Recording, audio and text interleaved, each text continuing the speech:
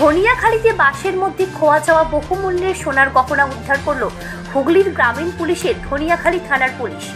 আজ মঙ্গলবার সকালে ধনিয়াখালী মির্জাপুর নিবাসী প্রভাতী হাজরা পুজোর বাজার করতে তারকেশ্বর গিয়েছিলেন বাসে করে। তারকেশ্বর থেকে 17 নম্বর রুটে বাসে ফেরার পথে প্রভাতী হাজরার ব্যাগে দুটি সোনার কানের দুল সহ কিছু মূল্যবান সোনার গহনা ছিল। বাসে করে বাড়ি ফেরার পথে উনি দেখেন ওনার ব্যাগের চেন খোলা এবং ধনিয়াখালীর চৌতারার কাছে এসে দেখতে পান সোনার জিনিসগুলো নেই। প্রভাতী হাজরা তৎক্ষণাৎ ধনিয়াখালী থানার সাথে যোগাযোগ করেন।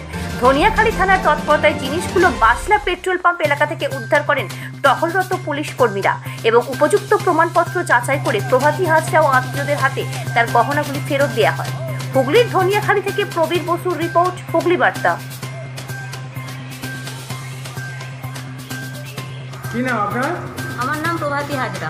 আচ্ছা, স্বামীর নাম? স্বামীর নাম জয়ন্ত হাজরা।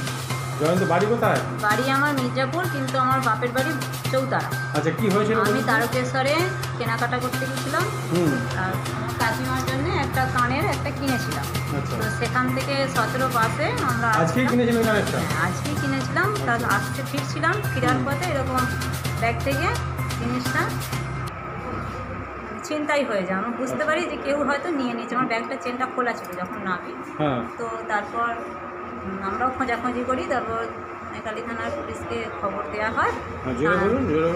ধনেখালী থানার পুলিশকে খবর দেওয়া হয়। ওনারা যেয়ে একটু খোঁজাখুঁজি করে ওনারা জিনিসটা আমাদের উদ্ধার করে দিয়েছেন। আচ্ছা, ঠিক আছে।